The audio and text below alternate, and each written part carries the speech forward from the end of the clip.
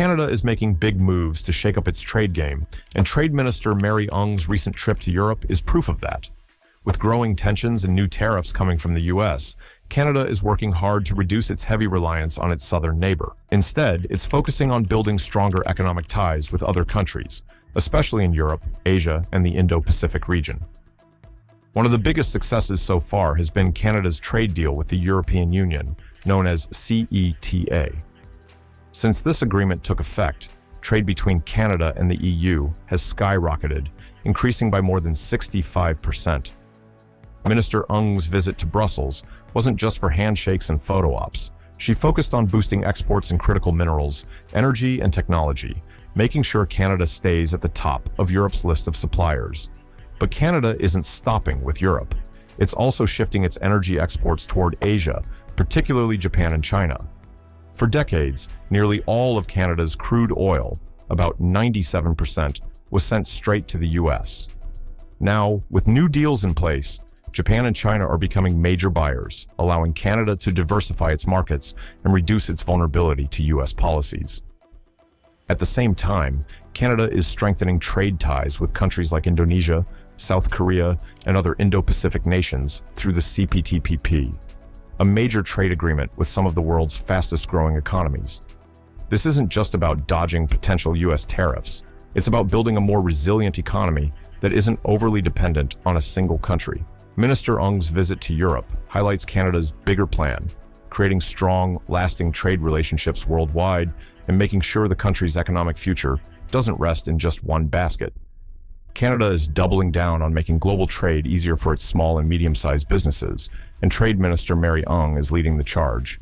With nearly all Canadian businesses falling into the SME category, she knows how crucial it is to help them tap into international markets, especially in Europe. Her discussions with EU trade officials focused on breaking down complex trade rules and cutting through red tape so businesses can expand more smoothly. To support these efforts, Canada introduced the Can Export SMEs program in 2016, offering financial aid of up to $75,000 to help small businesses enter new markets. As the COVID-19 pandemic reshaped global trade, the program pivoted to support digital expansion, covering costs for e-commerce development, virtual trade shows, and regulatory certifications. This made sure businesses could stay connected worldwide despite travel restrictions. Beyond helping businesses grow, Canada is also making it easier for professionals to work across borders.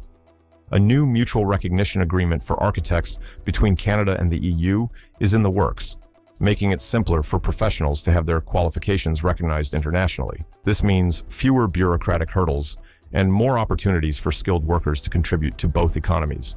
On a larger scale, Canada is also deepening its collaboration with the EU on critical minerals, key ingredients in green technologies like electric vehicles and wind turbines.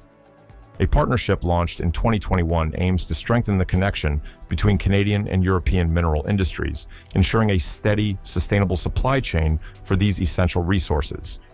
With a focus on responsible mining and recycling, both regions are working to reduce dependence on less reliable suppliers and promote environmental responsibility. To further cement its role as a leader in the green economy, Canada has outlined a critical minerals strategy backed by nearly $4 billion in funding. This strategy identifies 31 essential minerals needed for clean energy, electric vehicle batteries, and advanced technology industries. By investing in the extraction, processing, and export of these minerals while upholding top environmental and social standards, Canada is positioning itself as a go-to global supplier in the transition to a sustainable future. Canada is pushing forward with a bold plan to change how it extracts and processes critical minerals, making sure it does so in a way that's good for both the environment and the economy. The government is enforcing stricter rules to minimize harm to nature, promoting recycling technology to reduce the need for constant new mining, and investing in cleaner mining techniques like electric-powered equipment and carbon capture systems. By focusing on sustainability, Canada wants to be the world's go-to source for responsibly sourced minerals, meeting global demand while leading the way in eco-friendly resource management. But responsible mining isn't just about the environment, it's also about the people and communities affected. Many of these mineral deposits are on or near indigenous lands, so the government is working closely with indigenous communities to make sure they benefit directly. This includes revenue sharing agreements, job creation, and training programs to help Indigenous workers build careers in the mining industry. Canada is also committed to upholding international standards for Indigenous rights, ensuring that development happens fairly and with proper consultation. Beyond local impacts, the economic potential of critical minerals is massive. Experts predict thousands of new jobs and billions in investments as Canada strengthens its role in the global supply chain. Key mining regions like Ontario, Quebec, British Columbia, and the Northwest Territories are preparing for increased activity, leading to new infrastructure, business opportunities, and economic growth. At the same time, Canada is strengthening trade partnerships with allies like the European Union and the United States to create a stable, diversified supply chain and reduce reliance on less reliable sources. On the trade front, Canada set a major goal back in 2018: increase exports beyond the US by 50% as of early 2025. That target is well within reach, thanks to new deals with countries like Indonesia and Ecuador.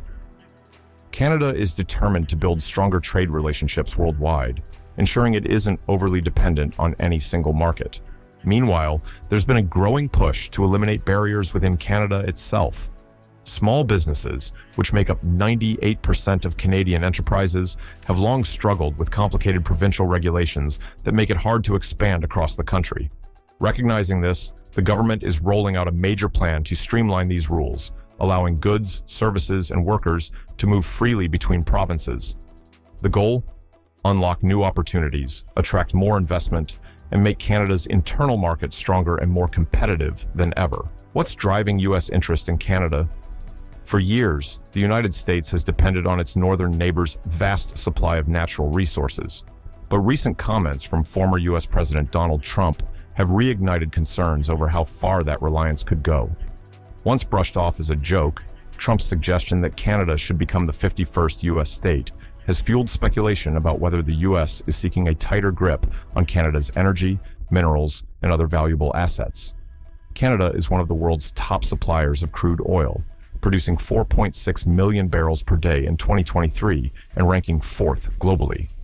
A staggering 97% of those oil exports go straight to the U.S., making energy trade a cornerstone of the economic relationship between the two countries. Natural gas follows a similar pattern. Canada, the fifth largest producer, sends most of its 17.9 billion cubic feet of daily output to the U.S. through an intricate pipeline network. Beyond fossil fuels, Canada plays a major role in global mining. In 2023, it was the sixth largest producer of nickel, churning out 158,668 tons, with nearly half of those exports heading to the U.S. Nickel is a crucial component in lithium-ion batteries, particularly for electric vehicles, which made up 16% of the metal's global use that year. Canada also stands as the fourth largest aluminum producer, generating 3 million metric tons in 2022, an industry valued at $16.5 billion by 2024. Thanks to its reliance on hydroelectric power, Canada's aluminum production has a much lower carbon footprint than many of its competitors. Gold is another valuable resource, with Canada extracting 205.8 tons in 2022, primarily supplying the UK, Switzerland, and the US. The country also ranks second in uranium production, accounting for 15% of the global supply in 2022, with exports valued at $1.38 billion. This uranium plays a key role in nuclear power generation, with major buyers including the US, Germany, and the UK. Canada's renewable energy capacity is also significant. It ranks third globally in hydroelectric power, with Quebec, British Columbia, and Newfoundland and Labrador leading the way. In 2022, Canada exported more than 50 terawatt-hours of hydroelectricity to the U.S., earning $5.8 billion. The forestry sector remains another economic pillar, covering 280 million hectares of boreal forests. In 2022 alone, Canada's forest products contributed $33.4 billion to the country's GDP, with exports totaling $45.6 billion, most of which went to the U.S. Other key resources include potash, a crucial fertilizer ingredient which Canada dominates as the world's largest producer. In 2023, the country mined 13 million metric tons, valued at $16.8 billion. Meanwhile, the diamond industry, centered in the Northwest Territories, produced 16.2 million carats in 2023, with exports valued at $1.7 billion, mainly destined for Belgium and the US. Trump's remarks about annexation may seem far-fetched, but they highlight the deep economic ties between the two nations. His statements have triggered concerns about the extent to which the US might leverage economic pressure to gain more influence over Canadian resources. These worries intensified in early 2025 when Trump announced a 25% tariff on all Canadian goods, effective February 4, 2025. In response, Canada retaliated with tariffs of its own, sparking a tense standoff between the two allies. After discussions between Canadian Prime Minister Justin Trudeau and Trump, both sides agreed to a temporary 30-day pause on the enforcement of these tariffs, leaving the future of trade relations uncertain. The economic interdependence of Canada and the US is undeniable, but recent events have forced Canada to consider how to protect its resources while maintaining stable trade partnerships. The question now is how Canada will navigate these new challenges and whether it can secure its economic independence while still benefiting from its close ties with the US. Imagine a world where the United States and Canada joined forces under one flag. Some in Washington have floated the idea, arguing it would guarantee access to Canada's vast natural resources while boosting its economy. But Canada's leader, Justin Trudeau, wasn't having any of it. He made it crystal clear, Canada is its own nation, and that's not changing. Despite this political friction, the two countries remain deeply connected. The US is still Canada's biggest trading partner, and their economies are intertwined like two strands of a rope.